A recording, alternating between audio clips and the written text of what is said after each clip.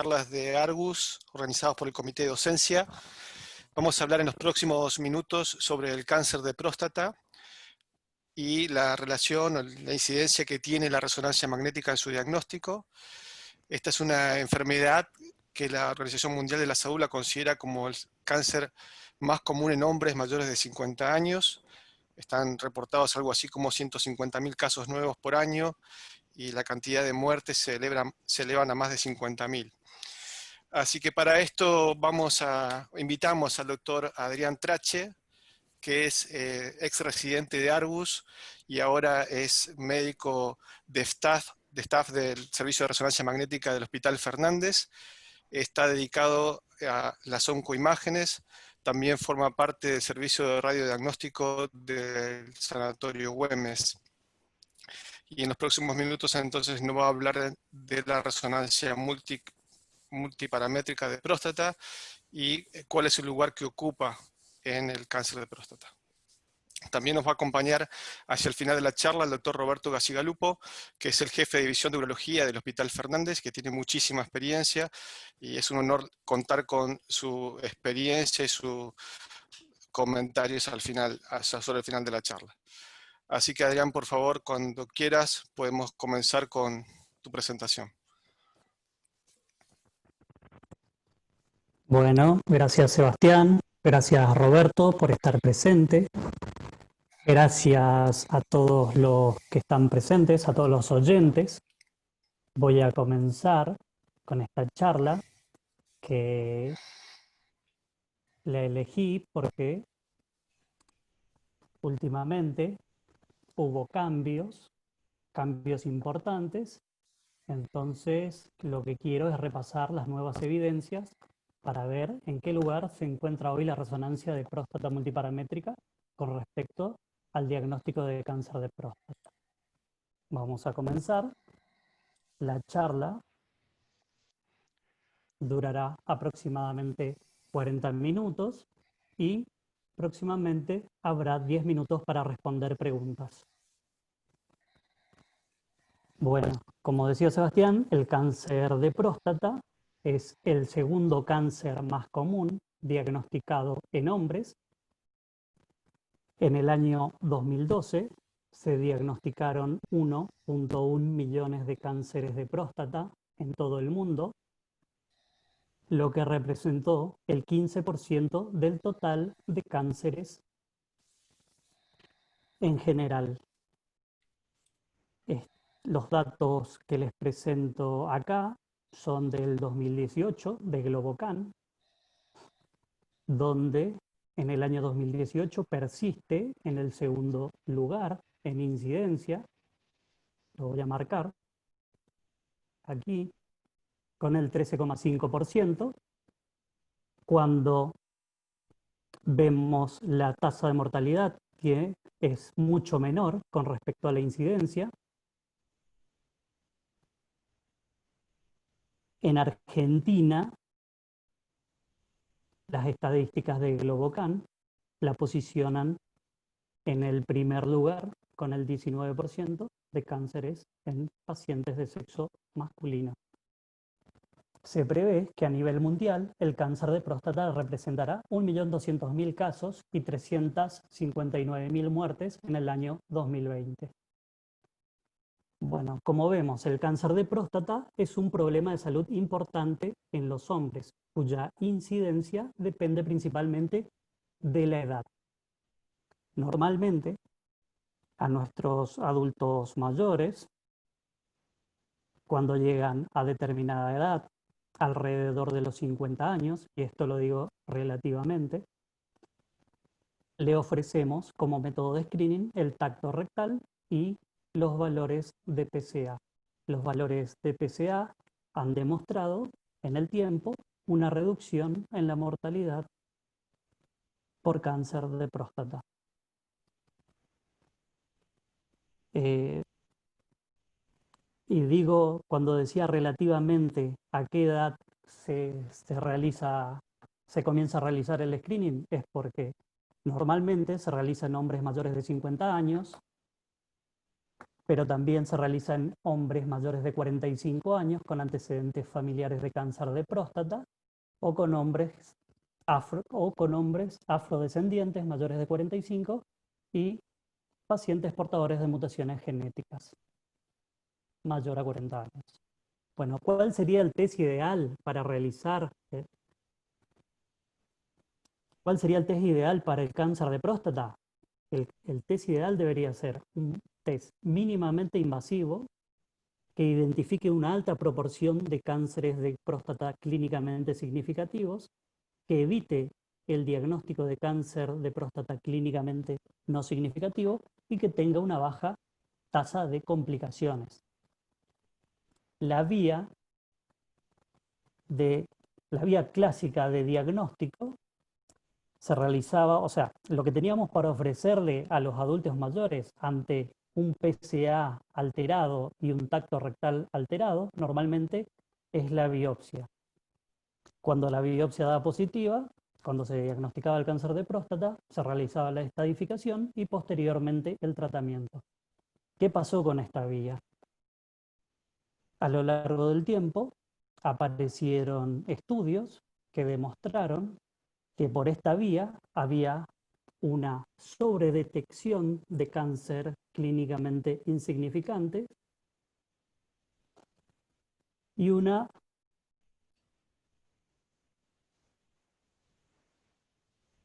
había una sobredetección de cáncer de baja, o sea, cáncer clínicamente poco significativo y una deficiencia en el rastreo de cáncer clínicamente significativo. Entonces, ¿qué se vio? Que el camino del diagnóstico tradicional no es ideal para identificar a los hombres que se beneficiarán del tratamiento y liderará el tratamiento significativo.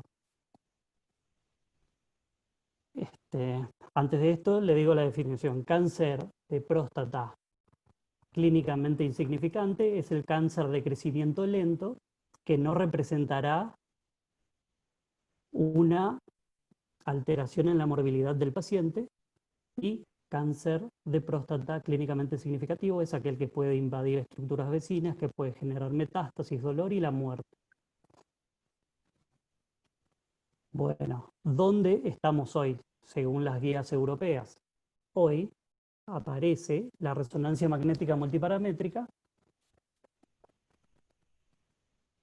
después del tacto rectal alterado o el PSA alterado. Bueno, ante una resonancia magnética que nos dé un resultado positivo, el paciente se realizará una biopsia target, la cual se puede combinar con una biopsia sistemática. Posteriormente se diagnosticará el cáncer, se estadificará y se realizará el tratamiento. Si la RM de próstata da negativo, el paciente podría evitar la biopsia o se podría seguir con biopsia si el paciente tiene un alto riesgo de tener cáncer clínicamente significativo y entraría a una vigilancia activa. Bueno, ¿cómo llegó la RM multiparamétrica a ocupar este lugar importante? Vemos que han cambiado las guías europeas con alto nivel de evidencia, 1A. Es a causa de la presencia de estos ensayos clínicos que empezaron a aparecer a partir del año 2015.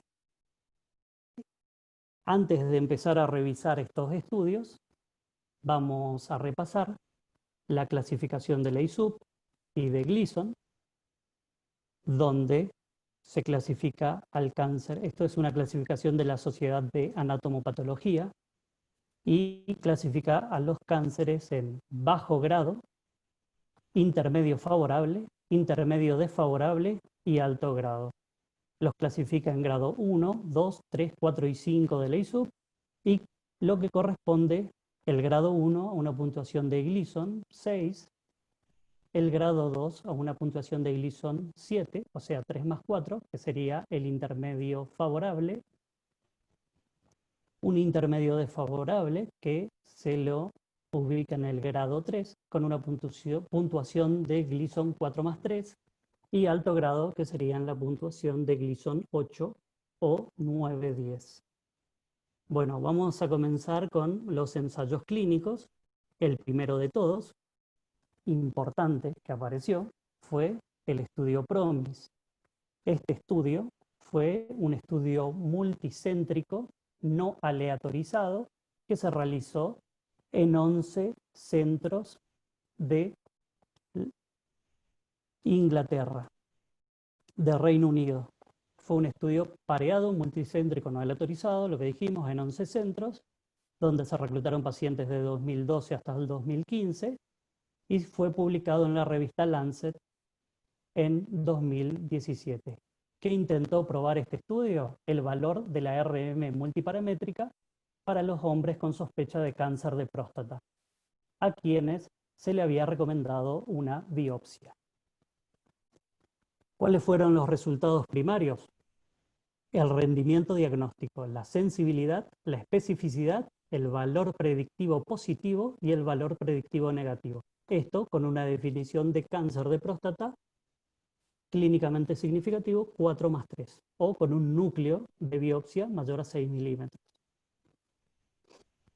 Los resultados secundarios, el rendimiento diagnóstico con una definición de próstata clínicamente significativo 3+4 o núcleo de biopsia mayor a 4 milímetros, o el rendimiento diagnóstico con una definición de cáncer de próstata clínicamente significativo con un Gleason 3+4 o mayor. Bueno, le explico cómo se realizó el estudio. El estudio se realizó, clasificaron para el estudio 576 pacientes, los cuales tenían riesgo de cáncer de próstata clínicamente significativo, es decir, un tacto rectal alterado, o un PSA de 15 nanogramos por decilitro o menor. A todos estos pacientes se les realizó una resonancia multiparamétrica de 1,5 Tesla y también se realizó en algunos de 3 Tesla. A estos mismos pacientes se les realizó una biopsia transperineal posteriormente y también una biopsia transrectal de 10 a 12 núcleos. Estos valores, los valores de la resonancia magnética, se clasificaron según la escala de Likert. En este momento se tomó esa escala, que fue una escala que estaba de moda antes del PIRATS, que se realizó en el consenso 12. Bueno, también les cuento que la escala de Likert es similar a la del PIRATS, clasifica a las lesiones en 1, 2, 3 y 4 y 5, o sea, de bajo riesgo hasta muy alto riesgo de tener cáncer de próstata. Bueno, estos resultados de la biopsia sistémica, de la biopsia transperineal y de la RM multiparamétrica se valoraron en forma individual. ¿Qué es importante de acá, de esta foto? La biopsia transperineal. La biopsia transperineal, le explico, es una biopsia muy sensible, donde se le realiza biopsia de toda la próstata, poniendo agujas cada 5, tomando muestras cada 5 milímetros de la próstata. ¿Cuáles fueron los resultados del estudio PROMIS? El resultado más importante fue que la resonancia magnética multiparamétrica tuvo una sensibilidad del 93% contra 48% de la biopsia TRUS. También se observó que la RM multiparamétrica tenía un valor predictivo negativo mejor que la biopsia TRUS. Ahora, el valor predictivo positivo es bajo y la especificidad también es baja. Bueno, en resumen, la resonancia magnética tiene una mayor sensibilidad que la biopsia TRUS, 93% versus 48%. La resonancia magnética tuvo un valor predictivo negativo mayor que la biopsia por TRUS, 89 versus 74. La resonancia magnética tenía un valor predictivo positivo bajo y la resonancia magnética todavía pierde una proporción de cánceres Gleason 3 más 4, pero generalmente el volumen de estos cánceres eran bajos. Bueno, los resultados se publicaron en la revista The Lancet, donde escribieron que TRUS es una prueba deficiente para el diagnóstico de cáncer de próstata clínicamente significativo, que la sensibilidad era solo del 48% y por lo tanto pasó por alto más de la mitad de los casos de cáncer clínicamente significativo. La RM multiparamétrica es una prueba muy sensible, 93%, para la detección de cáncer clínicamente significativo si se realiza antes de la biopsia y puede identificar alrededor de 25% de pacientes que pueden evitar la biopsia. Un análisis de rentabilidad posterior demostró que la resonancia magnética es altamente rentable. Vamos a pasar al segundo estudio, el estudio Precision. Este estudio es muy importante, ya que fue premiado, ya que logró cambiar las pautas de diagnóstico de cáncer de próstata. Este es el doctor Berú y el apellido es Kasibakstan. Este señor fue el encargado de realizar el estudio Precision. Fue un estudio prospectivo multicéntrico, controlado, que se realizó en 25 centros de 11 países. Desde febrero del 2016 hasta agosto del 2017 se tomaron pacientes. Esto fue publicado en New England en el año 2018. Tuvo el premio Fritz Schroeder de la Asociación Europea de Urología y ayudó a influir en las pautas de la Asociación Europea de Urología para el diagnóstico de cáncer de próstata. Bueno, otra vez volvemos a los resultados primarios. Detectar la proporción de hombres con cáncer clínicamente significativo 3 más 4 o mayor. Los resultados secundarios, proporción de hombres con cáncer clínicamente insignificante, o sea, Gleason 3 más 3, proporción de hombres con RM multiparamétrica negativa que evitan la biopsia y longitud máxima del núcleo del cáncer, del núcleo de biopsia del cáncer más afectado. Bueno, ¿cómo se hizo el estudio? 500 hombres, se lo dividió en 2 brazos, la mitad de los hombres se realizó una resonancia magnética multiparamétrica, la cual esta vez se clasificó con el PIRADS, y la otra mitad fue a una biopsia transrectal por vía sistemática, o sea que sería la vía sistemática, la biopsia sistemática. Se vio, o sea, se intentó de que en ambos grupos tengan características similares en la edad, en el PSA, en la historia familiar y en el dato del examen rectal. Estos pacientes que van por el brazo de la RM multiparamétrica se dividieron en 2. Los pacientes que tenían score 1 y 2, o sea, baja probabilidad de tener cáncer clínicamente significativo, no se realizaron biopsia, y los pacientes que se diagnosticaron con score 3, 4 y 5, se realizó una biopsia dirigida por resonancia magnética, una biopsia target. Que tomó la biopsia target, eligió 2 o 3 núcleos y tomó 4 núcleos de biopsia en cada lesión sospechosa. Este cuadrito de la derecha es para mostrar que se utilizó la escala o score de PIRADS. Bueno, ¿cuáles fueron los resultados?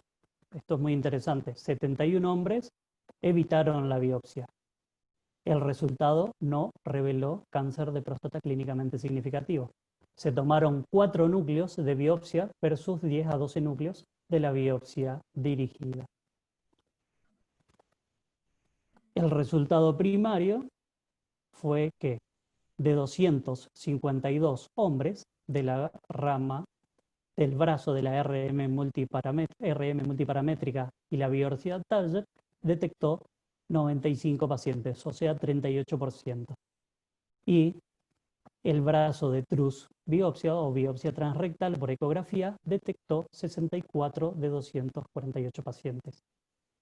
¿Qué demostró esto? Que la RM, con o sin biopsia dirigida, no fue inferior a la biopsia sistemática. Los resultados secundarios fue que el cáncer clínicamente, la detección de cáncer clínicamente no significativo, o sea, Gleason 3+3, fue mucho menor que el segundo, que es la longitud del core, fue mucho mayor en el brazo de la RM multiparamétrica y biopsia target, y que muchos más pacientes evitaron la biopsia, ¿no? Bueno, a los 30 días se valoró las complicaciones y se vio que siempre la resonancia magnética multiparamétrica tuvo una tasa menor de complicaciones con respecto a la biopsia TRUS. Bueno, ¿cuáles son las posibles implicaciones de este estudio? La introducción de una vía alternativa de diagnóstico para el cáncer de próstata en hombres sin experiencia en biopsias, un aumento en el número de pacientes con cáncer clínicamente significativo, una reducción en el sobrediagnóstico de cáncer de próstata clínicamente insignificante y una reducción del número de pacientes sometidos a la biopsia de próstata. También hubo una reducción en el número de núcleos de biopsia y una reducción de la sepsis, el dolor y otros efectos secundarios con la biopsia sistemática. Pasamos al tercer estudio de importancia, que fue el estudio MR-FIRST, donde lo que hizo fue compararse la biopsia sistemática con la biopsia dirigida por resonancia magnética multiparamétrica. También fue un estudio prospectivo, multicéntrico y emparejado. Este estudio se realizó en Francia, en 11 centros, donde clasificaron 251 pacientes de 18 a 75 años que tenían un PSA de 20 nanogramos por mililitro o menos o un estadio T2C o menor, o sea que no invadía la grasa periprostática. A estos pacientes se les realizó una RM multiparamétrica y se los clasificó con la escala de Likert, una escala similar al PIRADS. Los pacientes que tenían Likert 3, 4 y 5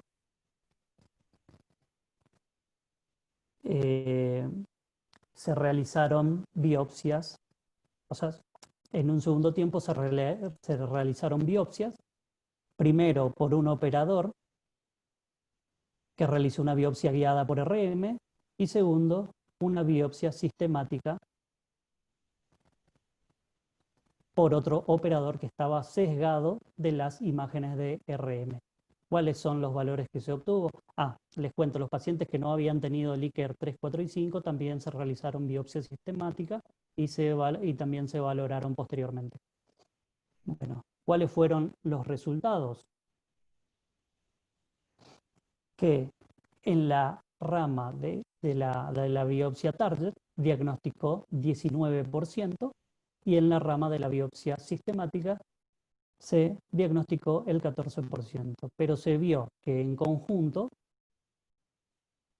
se diagnosticó el 66% de pacientes con cáncer clínicamente significativo. ¿Cuáles fueron los resultados primarios?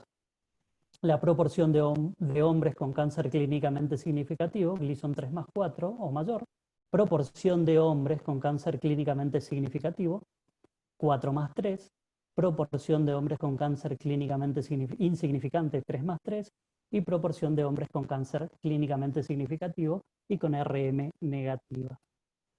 ¿Cuáles fueron los resultados? Se observó que no hubo mucha diferencia en la primera definición del Gleason 3+4. Los dos estuvieron muy cerca, 32% por la rama de la RM multiparamétrica y biopsia target y 30% en la rama de la biopsia sistemática. Y con el Gleason 4+3 también fueron muy similares. Pero ¿qué pasó? Cuando se revisó los resultados en conjuntos, se observó que en las dos ramas había un valor sobreagregado cuando se las utilizaba o se las valoraba en forma conjunta. En resumen, la resonancia magnética, biopsia dirigida, no detectó cáncer clínicamente significativo más que el TRUS biopsia. Tampoco la resonancia magnética más la biopsia dirigida no detectó cáncer clínicamente significativo 4+3 más que la biopsia, pero en conjunto se podría maximizar su resultado. El último estudio del que voy a hablar es imágenes de resonancia magnética multiparamétrica negativa para el cáncer de próstata, que sí, o sea, ¿qué probabilidades hay de que los hombres con una resonancia magnética negativa alberguen o desarrollen un cáncer de próstata clínicamente significativo? Este es un estudio que se realizó en un solo centro de Italia, un estudio en un centro prestigioso, donde se hizo como una revisión de 1.545 pacientes. Se los dividió en pacientes que no habían tenido una biopsia previa antes de la RM multiparamétrica y en pacientes que tuvieron una biopsia previa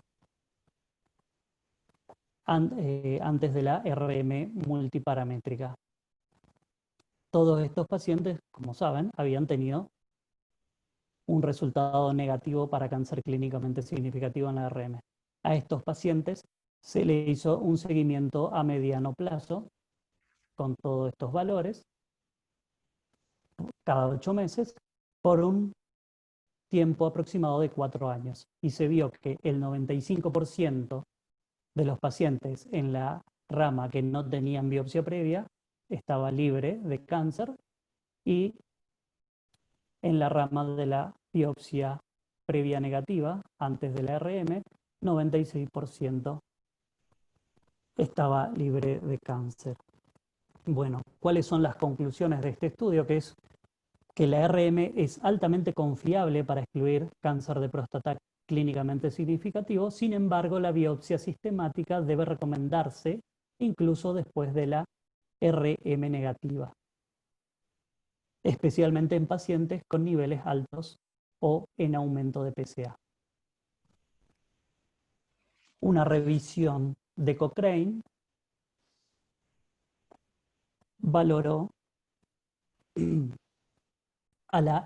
diagnóstico valoró la RM en forma individual, la biopsia sistemática y la RM como guía para biopsia. Llegaron a la conclusión de que la vía de la resonancia magnética es mejor que las biopsias sistemáticas para hacer un diagnóstico correcto de cáncer de próstata, clínicamente significativo. Sin embargo, la vía de la resonancia magnética todavía no detecta a algunos hombres con cáncer de próstata. Bueno, estamos acá. Han cambiado las guías europeas. Hoy se recomienda que se realice una RM multiparamétrica antes de la biopsia de próstata. Esto en pacientes que no han tenido biopsia previa. Cuando la RM multiparamétrica es positiva, o sea, queda un PIRAT mayor o igual a 3, se debe combinar la biopsia dirigida y la biopsia sistemática. Es lo que vimos en el estudio MR-FIRST. Y cuando la RM multiparamétrica es negativa, o sea, un PIRAT 2 o menor, y la sospecha clínica de cáncer de próstata es baja, podría llegar a omitir la biopsia basándose en la toma de decisiones compartida con el paciente. Bueno, esto es un poco controversial últimamente. Ha salido un artículo que se publicó en la revista de Urología el 20 de julio. Y entonces, ¿de qué se trata? ¿Qué significa bajo riesgo para evitar una biopsia? Porque es la pregunta que todos tienen, que, que a todos le da miedo. A estos pacientes se comparó el valor, esto es una metaanálisis, se comparó el valor predictivo negativo de la resonancia magnética multiparamétrica en combinación con el PSA density menor a 0,15 nanogramos por mililitro en pacientes sometidos a biopsia, que se vio que aumenta el valor predictivo negativo desde 84 a 90,4%. Esto es en pacientes que no habían tenido biopsia previa. Ahora, en los pacientes que habían tenido una biopsia previa negativa, el valor predictivo negativo de la resonancia magnética combinada con el PSA density, menor a 0,15 nanogramos por mililitro,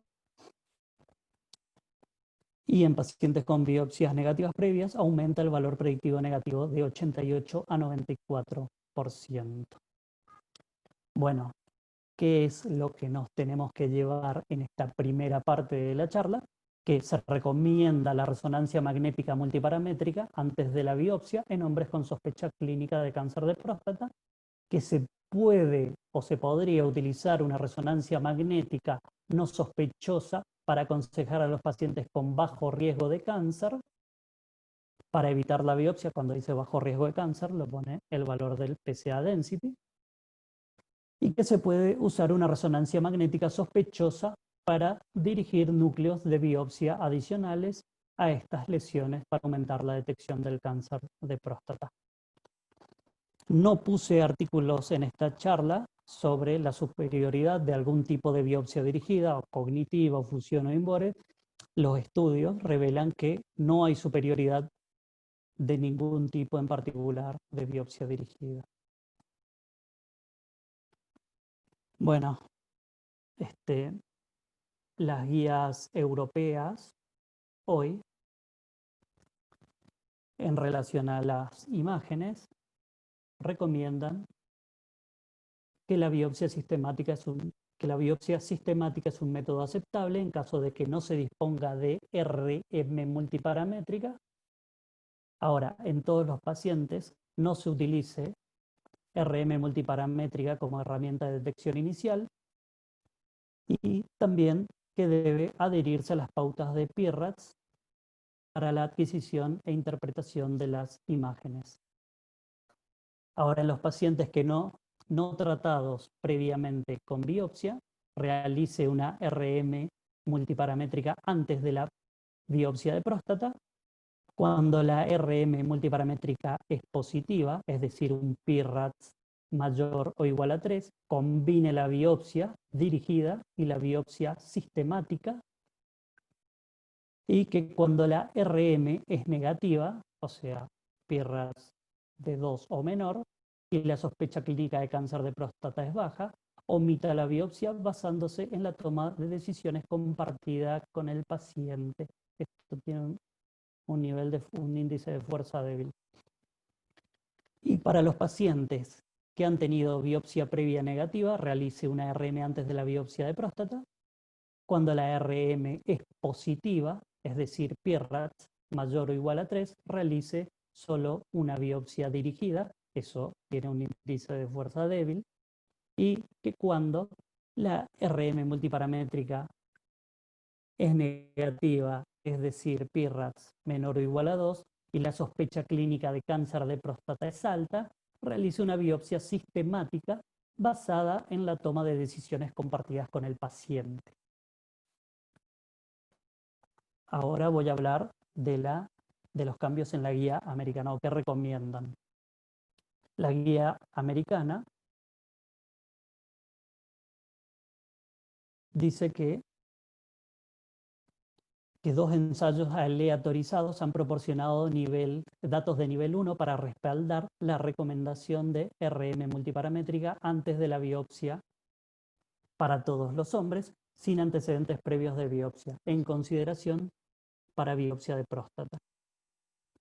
Que la biopsia de próstata dirigida por RM multiparamétrica en hombres con sospecha de cáncer de próstata y sin antecedentes de cáncer de próstata detecta un cáncer de próstata clínicamente más significativo cuando se combina con una biopsia sistemática y un cáncer de próstata clínicamente menos insignificante que la biopsia sistemática sola. El uso de la biopsia dirigida por RM multiparamétrica sola en hombres con sospecha de cáncer de próstata sin antecedentes de biopsia corre el riesgo de pasar por alto una pequeña cantidad de cánceres clínicamente significativos, identificados por biopsia sistemática sola. Por lo tanto, se recomienda el uso de una biopsia sistemática junto con un muestreo dirigido de RM multiparamétrica hasta el momento que la experiencia individual demuestre bajo riesgo de cánceres clínicamente significativos pasados por alto. Al considerar el uso de la resonancia magnética previa a la biopsia, se deben considerar la calidad, la experiencia del radiólogo intérprete, el costo y la disponibilidad de biomarcadores alternativos. Bueno, esto también es nuevo, son las pautas que recomienda la Sociedad Europea de Oncología Médica, que fue publicado el 25 de junio del 2020. Acá vemos un algoritmo donde recomiendan usar la RM de próstata multiparamétrica posterior a una PSA elevada. Bueno, esta es la primera parte de la charla. Ahora voy a explicar cómo se realiza la RM de próstata multiparamétrica. Esto va a ser un poco más corto. Para realizar una RM de próstata multiparamétrica necesitamos valorar 3 secuencias. Una secuencia anatómica, que es la secuencia T2, una secuencia de difusión, que nos va a hablar de la biología, y una secuencia de perfusión, que nos va a hablar de la vascularización. Acá tenemos una secuencia T2, para que vean, que detecta muy bien la definición anatómica, gracias a que detecta el contenido de agua. Acá tenemos una secuencia de difusión con el respectivo mapa de ADC y una secuencia de perfusión. La secuencia de perfusión se realiza en T1. Bueno, entonces el T2 nos brinda la anatomía.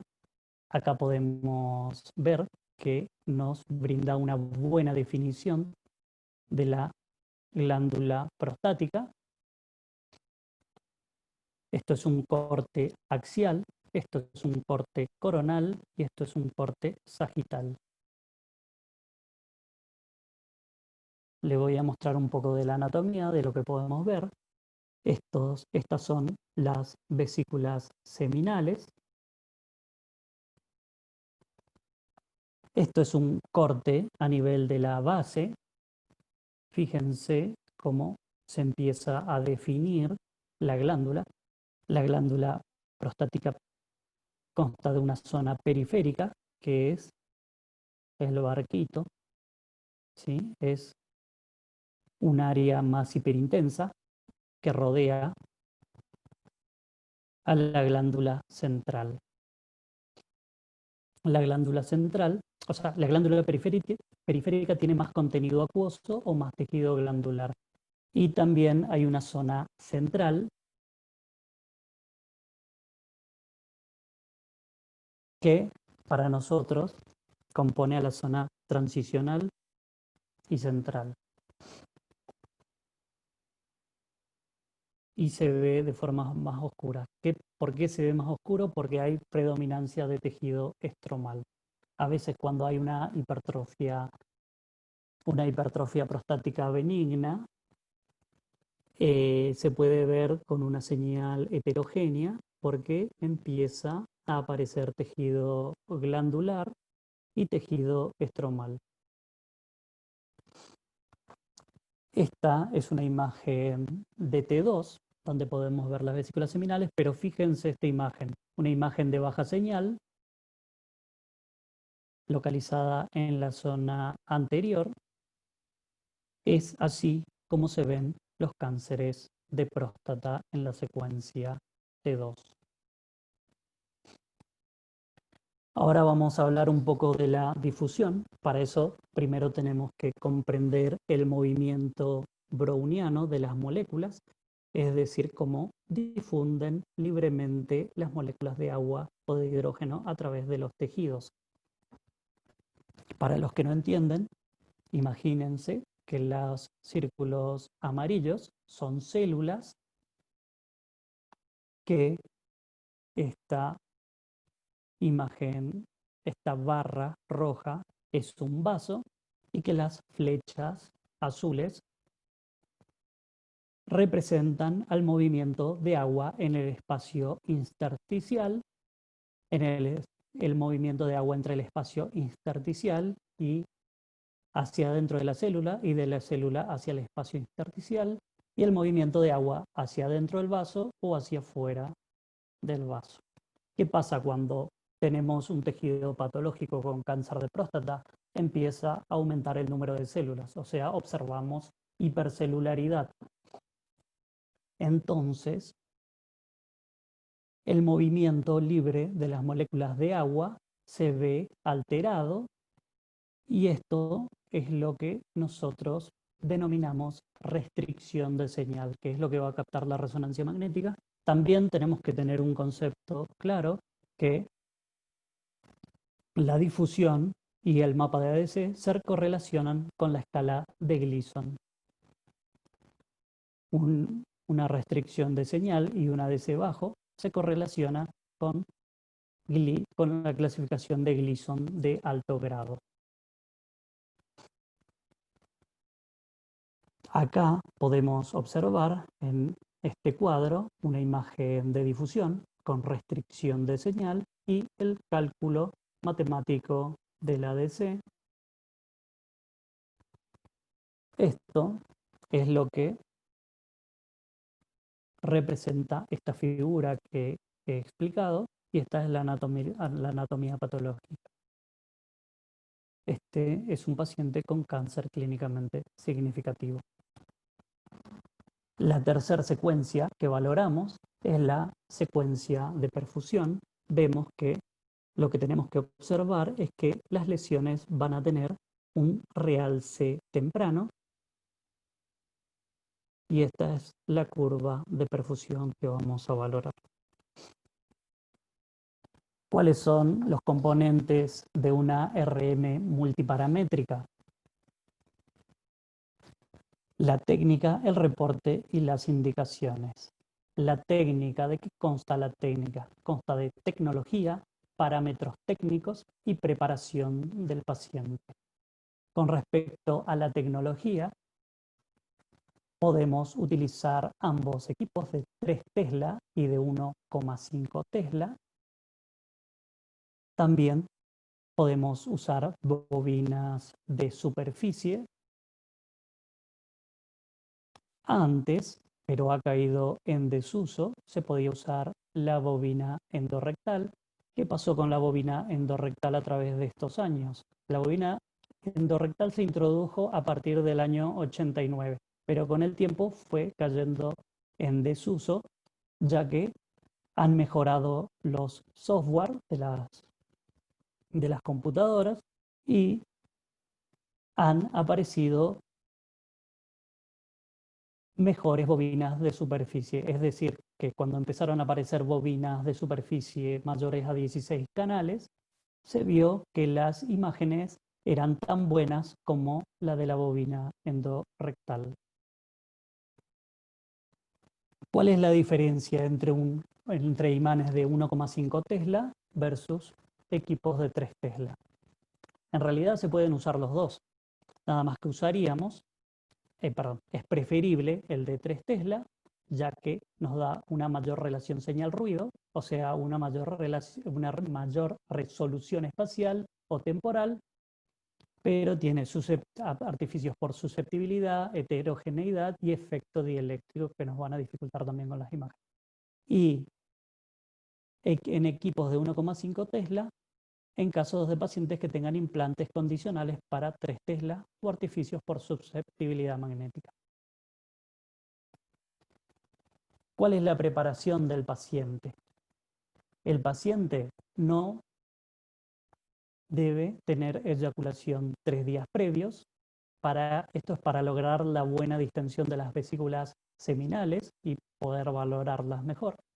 Debe realizar un ayuno, o sea, tiene que tener el intestino limpio, y también puede realizar un enema corto para limpiar la última parte del intestino del recto. También, si hay gas, se puede utilizar un catéter para eliminar el aire del recto. También se debe realizar mayor a 6 semanas post biopsia. Y bueno, y antes de entrar se le aplicará al paciente un agente antiespasmódico para evitar la movilidad del intestino y que no haya artificios en la imagen. Normalmente a los pacientes le hacemos caminar un ratito antes de entrar, que libere todos los gases que pueda. Y el problema del gas en el recto es que nos puede generar un artificio en la secuencia de difusión que nos va a dar una imagen brillante en la glándula periférica, que es el lugar donde se asienta el 75% de los cánceres de próstata. ¿Cuáles son los parámetros técnicos? Los parámetros técnicos son secuencias T2 en plano axial y al menos 1 o 2 planos ortogonales. En este caso, acá tenemos los 3 planos. Nosotros normalmente realizamos los 3 planos. La secuencia de difusión también debe ser en un plano axial y con un valor de B máximo de 1400. Y la secuencia de perfusión también se debe copiar las imágenes axiales y se debe realizar en secuencia T1 y con una bomba de perfusión. ¿Cómo debemos programar el corte? El corte se debe programar,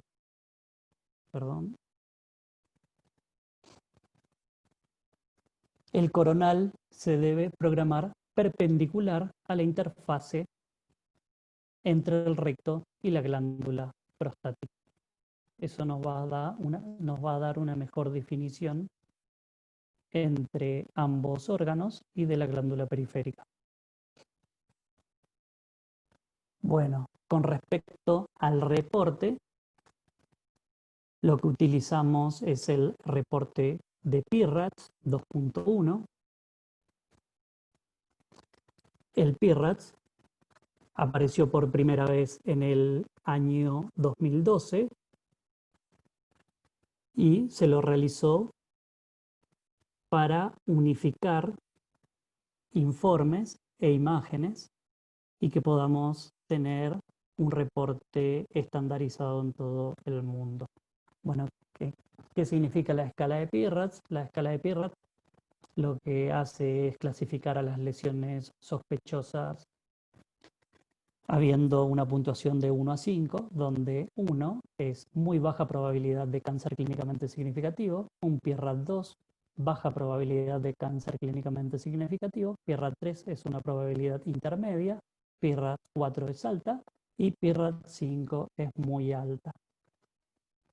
Estas imágenes las tenemos que valorar en la secuencia T2, difusión y perfusión. Bueno, en el año 2015 había salido el PIRAD 2.0, eso cambió, hoy ya tenemos el PIRAD 2.1 con mínimos cambios.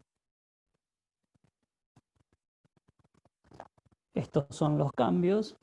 No quiero entrar en esto para que no se haga largo, pero lo normal es que a la glándula periférica la valoremos primero con la difusión y si hay alteraciones en la difusión lo vamos a elegir una escala de PIRADS. La escala más controvertida es el score 3, donde si nos genera duda la lesión, tendremos que valorarlo con la perfusión.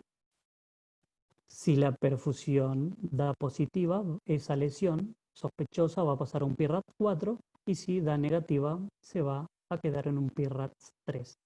Ahora, en la glándula central o glándula transicional, la lesión de PIRAT 3 es una lesión heterogénea con márgenes oscurecidos.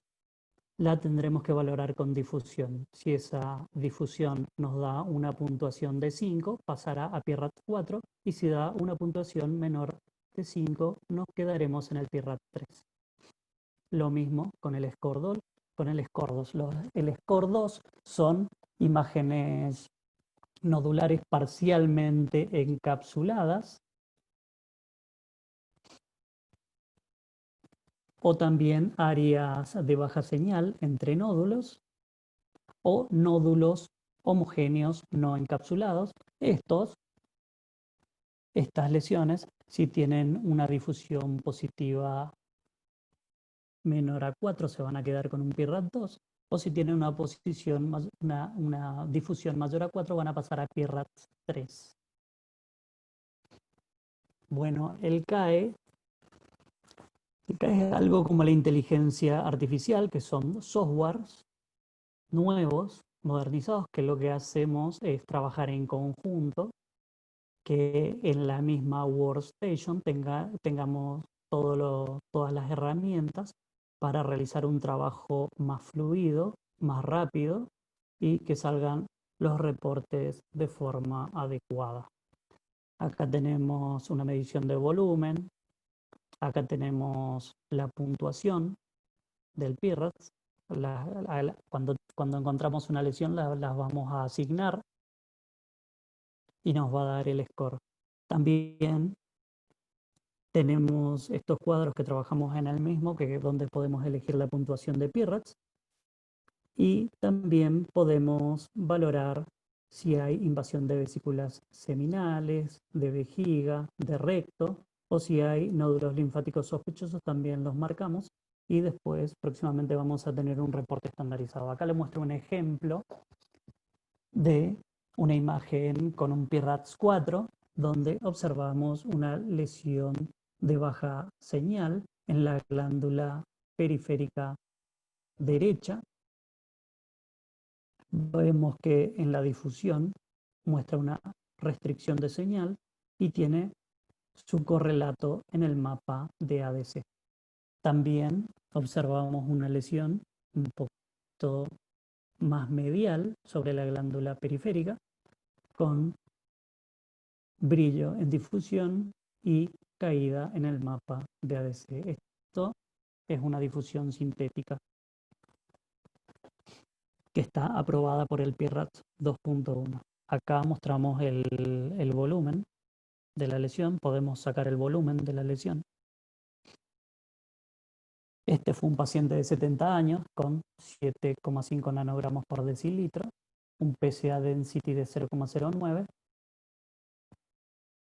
a la que le pusimos una puntuación de 4.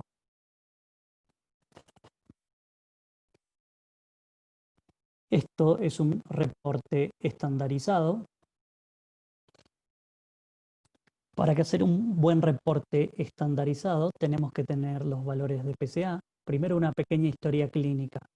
Acá no está escrito, pero tenemos una pequeña historia clínica donde tenemos que saber si tuvo biopsias previas, si tuvo los valores de PSA, si tuvo historia familiar previa. Después tenemos que sacar sacar el PSA density. También tenemos que medir el volumen por la fórmula de la elipse o en forma automática, depende de lo que nos brinde el equipo. Tenemos que ver que tenga, si tiene extensión extraprostática. Este reporte lo tenemos que puntuar, los tenemos que marcar en el mapa de sectores. Bueno, otro paciente. Este paciente tiene un PIRAT 5, vean una lesión de baja señal homogénea que pasa, que es muy superior a 1,5 milímetros. Vean la restricción de señal que presenta. El realce es mínimamente heterogéneo pero resultó ser por el T2 un PIRAT 5.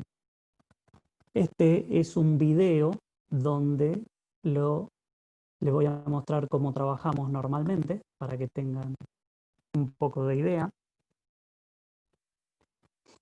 donde elegimos que ya está preseteado para elegir RM multiparamétrica, automáticamente nos carga los cortes axiales en T2 y un plano ortogonal, en este caso el sagital, para hacer la medida. Nos carga la difusión, el ADC y la perfusión. Acá nos genera un cuadro para poner la pequeña historia clínica. Acá ponemos el nivel de PSA. Esto posteriormente nos va a dar automáticamente el PSA density. Acá está, mostramos cómo mide en forma automática el ProView. Y también lo podemos hacer de forma manual. Otra cosa que podemos hacer acá es medir las lesiones. Aquí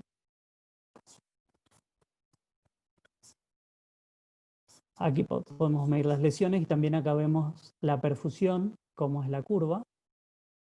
Todas estas lesiones posteriormente podemos indicarlas en el mapa de sectores y posteriormente es como nos ayuda prácticamente con el PIRAT 2.1 y con esto podemos generar reportes estandarizados.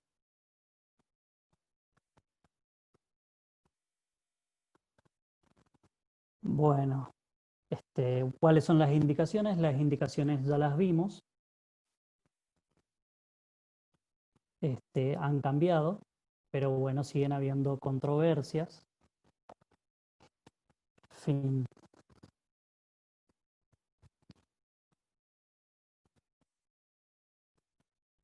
Este es el final.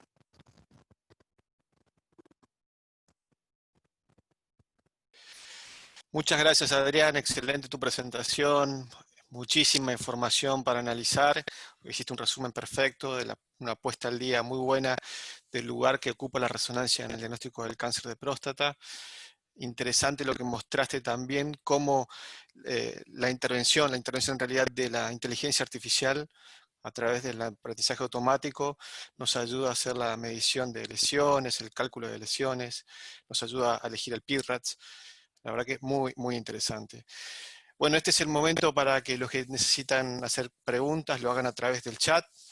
Mientras tanto, yo quisiera hacer algunas consideraciones, preguntarle al doctor Roberto García Lupo, que tiene ahora, está silenciado, pero yo al doctor le quisiera preguntar con respecto al PSA. O sea, nosotros, una cosa que tenemos, un dato que tenemos siempre cuando comenzamos los informes es el valor del PSA, el PSA total. Sin embargo, de vez en cuando aparece también otro valor que es el PSA libre. Yo le quería preguntar al doctor qué valor tiene el PSA libre y cómo se calcula, cómo interpretamos. Bueno, buenas tardes a todos y muchas gracias por invitarme. El PSA libre y total para los urólogos es de suma importancia. De hecho, creemos que es el que más usamos. Sí, Porque sí. el PSA es una enzima secretada por la glándula prostática, es una proteína, que la función es licuar el coágulo seminal. Es órgano específico, pero no específico para el cáncer de próstata. Claro. El PSA aumenta en algunas circunstancias. Por ejemplo, el tumor de próstata es el primero. En prostatitis, en adenomitis, aumenta. Entonces tenemos el PSA libre y total, ¿para qué sirve? Sirve para los PSA dudosos. Nosotros los urólogos, a un PSA mayor de 10, es muy difícil no hacer una biopsia. Si bien es cierto, le damos antibióticos, antiinflamatorios a los pacientes cuando vienen, y hacemos el tacto rectal. Ahora, para los pacientes que tienen un PSA de 20, por ejemplo, es muy difícil no hacerle una biopsia, aún inclusive con un tacto normal, porque siempre fue dicho que después de 20 del PSA ya hay metástasis óseas, micrometástasis. Bueno, pero puntualmente para tu pregunta, es qué hacemos para los pacientes que vienen con un PSA entre 4 y 10. Para eso es el principal estudio del PSA libre local. Es una fórmula muy simple, se divide el PSA libre, divido el PSA total por 100. Si esa fórmula da el valor de corte de 17 para abajo, es decir, 16, 15, 9, 7, es indicación de biopsia. Okay. Así él tenga el tacto normal. Si da el PSA, la división entre uno y otro, 20, 18, 20, 22, con un tacto normal, se lo puede tener con una conducta expectante. Ok. Esa es nuestra... Después está el PSA density, que es el que, como bien comentó Adrián, y está el velocity. Es decir, teóricamente, el PSA no puede subir más de 0,75 nanogramos por año. Si aumenta más, es sospechoso. Con todo esto, ahora, con la resonancia, se nos plantea algunos problemas. Pero para la resonancia, que es un excelente estudio, que nosotros hace rato que la pedimos, que se descubren lesiones que antes no se veían, a veces tropezamos con el impedimento de la cobertura del paciente. Claro, claro. Eso lo quería preguntar. Hay muchísima evidencia científica respecto de cuándo hay que hacer la resonancia, cuándo se impone la resonancia, pero otra es la circunstancia, nuestra idiosincrasia, nuestros financiadores en Argentina. ¿Usted cuándo pide la resonancia? ¿La pide antes de la biopsia o después de la biopsia? Bueno, generalmente se pide antes de la primera biopsia. Con un paciente con un PSA elevado, con una relación patológica, con una biopsia randomizada negativa, el próximo estudio es una resonancia multiparamétrica con una eventual biopsia a través de la resonancia, que se puede hacer cognitiva, randomizada cognitiva o por fusión, que es una combinación de la resonancia magnética nuclear con la ecografía transrectal. La ecografía transrectal a los urólogos nos dio mucho rinde. La resonancia es también muy buena y en buenas manos te aporta muchísimo, ¿no? Pero el tema de los costos es muy importante. De acuerdo. Hablando sobre este tema también, respecto de pacientes que tienen alta sospecha clínica de cáncer, le hacemos la biopsia sistemática como siempre, viene negativa. Siguiente paso, la resonancia, como dijimos recién, hacemos la resonancia y el radiólogo informa PIRAD-3, riesgo intermedio. ¿Qué hago con ese paciente? Bueno, ¿qué PIRAD-3? ¿3 más 4 o 4 más 3? Ese es el primer. Pero generalmente, yo te hablo en base a mi experiencia, el PIRAD-3 he encontrado bastantes tumores de próstata. Yo lo biopsio, sin duda. Y si la puedo hacer por fusión, también la indico por fusión. De acuerdo, Doc.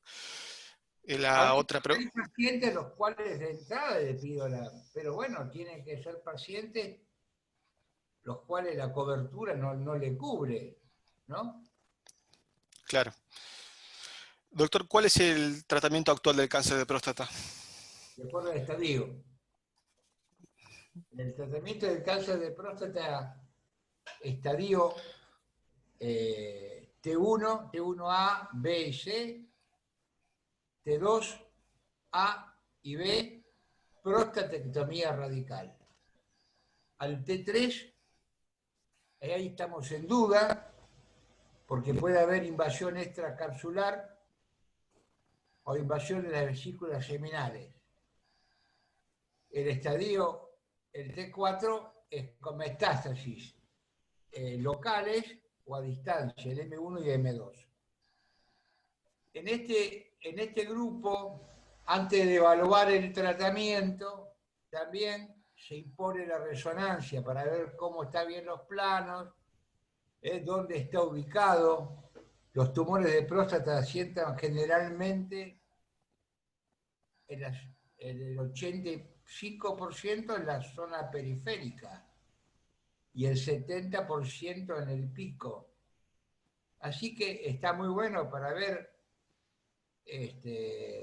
cómo está el pico, cómo están los ganglios, es muy importante. De Bueno, acuerdo, Doc. al estadio 1 no se le hace prostatectomía radical, a cielo abierto o laparoscópica. También, de acuerdo a la edad del paciente, esto también un poco se conversa con el paciente, si es un paciente, se puede hacer, acá está un poco mezclado, una conducta expectante, una vigilancia activa, prostatectomía radical o radioterapia. Los pacientes para hacer una conducta, una vigilancia activa, son muy puntuales y muy pocos. En ese caso, ¿usa resonancia para la vigilancia? Sí, biopsias anuales y resonancia magnética nuclear. Okay. La prostatectomía radical da muy buen resultado, se puede hacer a cielo abierto, laparoscópica o con el Da Vinci, que también da muy buen resultado. Y la radioterapia se puede hacer, así como la cirugía mejoró mucho el pronóstico del cáncer de próstata, es justo decir que la radioterapia también ha mejorado. Comenzamos con el hacedor lineal, pasando por la 3D, continuando por la intensidad modulada y con la IGRT, todo esto ha llevado a un progreso también de la radioterapia, con buena evolución. Lo que marca mucho la decisión de cirugía o no cirugía, también no nos olvidemos del score de Gleason. Cuando hay pacientes jóvenes con Gleason muy alto, a veces te apura más la cirugía, tenés menos lugar para la radioterapia. Pero es todo un sinfín de cosas. Gleason, estadio, todo es para ver qué tipo de tratamiento se hace.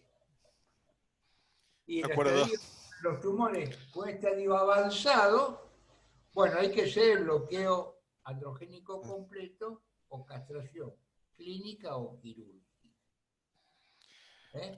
Muchas gracias. Estadio T1, T2, prostatectomía radical. De acuerdo, Doc. Muchas gracias. Hay movimientos en el chat, preguntas. Aquí hay una pregunta del doctor Domínguez que habla sobre preguntas sobre, aquí más arriba, Dolores, vamos con la pregunta de Dolores primero, que habla sobre la difusión sintética, cuál es el aporte que puede tener. Es una pregunta para Adrián. ¿Me escuchan? Sí. La difusión sintética, bueno, la difusión sintética es nueva, ha sido aprobada Para obtener una difusión sintética tenemos que tener un buen examen con una buena difusión y un buen mapa de ADC. Lo que hace la difusión sintética es eliminar todo tipo de efecto T2. Nos da una imagen de difusión muy certera. De acuerdo. Otra pregunta más es respecto de la doctora Miño, es respecto sobre el software que usamos para hacer el reporte de la resonancia. Y básicamente está preguntando sobre el ProView. Y la verdad que ese es un software que es una licencia que se adquiere con el equipo, o no está disponible para todos los equipos, y es una licencia costosa.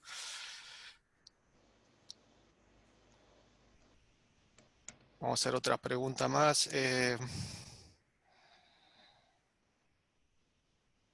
Pregunta el doctor Walter Domínguez si se dejó de utilizar el gel endorrectal. Si lo utilizás habitualmente o no. No, no lo uso. Me parece que con un buen examen que no tenga aire el recto es lo mejor que te puede pasar. La imagen sale excelente. Tiene que estar limpio el recto, con un enema corto, no debe tener aire y bueno, y aplicando el antiespasmódico, eh, lo que hacemos es que no haya un artificio sobre la glándula periférica donde nos puede generar o nos puede cubrir algún lugar donde haya un cáncer de próstata. Ok, acá hay otra pregunta del doctor Mazuco para el doctor Basigalupo sobre el PET colina, el PET con PSMA para las recaídas bioquímicas, sin imagen clara en ecografía. Sí, bueno, es lo que se viene.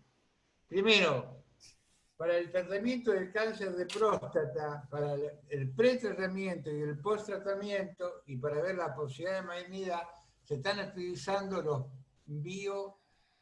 los marcadores biomoleculares. Que todo eso se usa conjuntamente con la multiparamétrica. A su vez, sí, la resonancia magnética, el PET colina y el PSMA galio está viniendo para quedarse y para modificar aún más todo esto. Hay pacientes, casualmente hoy encontré un paciente con una metástasis, oligometastásico con un PSA post-prostatectomía radical de 2.1. Y esto va a cambiar todos los tratamientos del cáncer de próstata. Ya el arsenal de medicación con la bilaterona, enzalutamida, docetaxel, ya están cambiando el pronóstico de los tratamientos resistentes a la castración. Y con este advenimiento del PET colina y del PPS se van a encontrar metástasis mucho más precozmente que te va a dar vuelta todo el panorama de tratamiento, que es lo que se viene ahora. Son muy buenos estudios.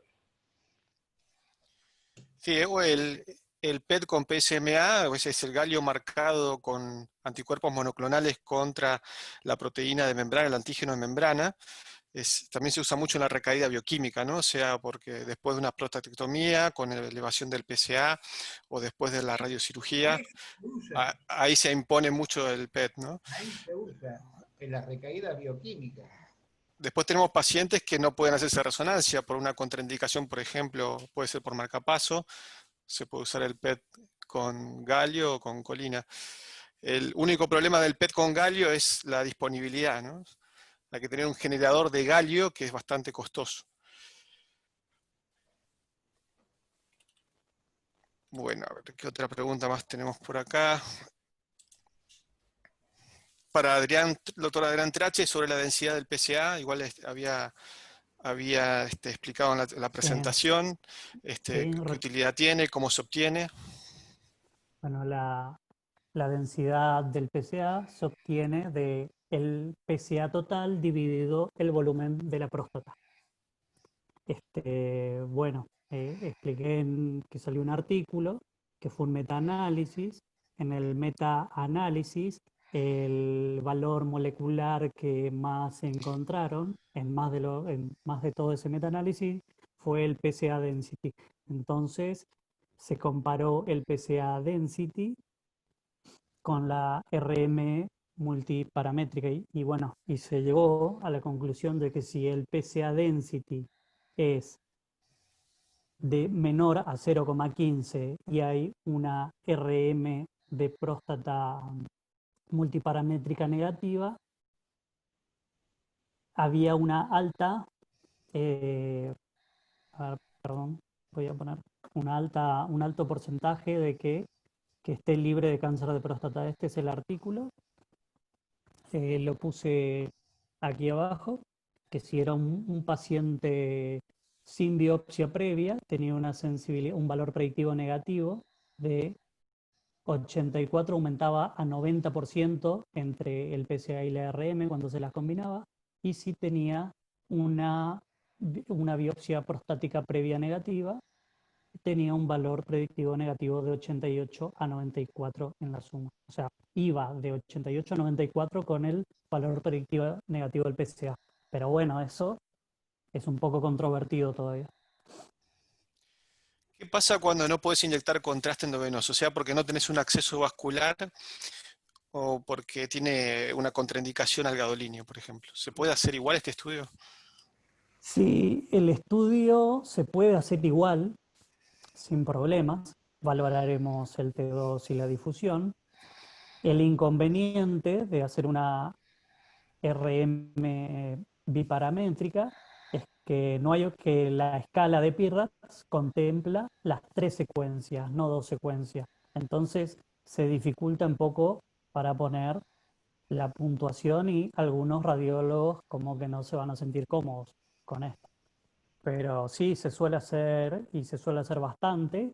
Hoy existen nuevos estudios que todavía, o sea, que recién están empezando, que son estudios prospectivos. Hay un estudio que se llama PRIME, que lo que va a intentar es ver si realmente tiene valor la perfusión en la RM multiparamétrica.